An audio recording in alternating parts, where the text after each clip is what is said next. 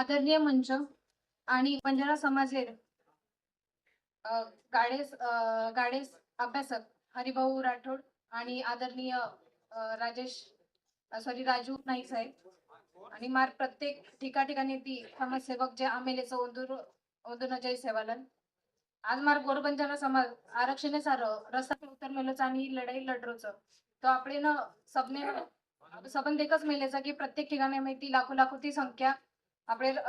ઉત્તર મેલી છે તો આપણે ही लढाई आपण लढेच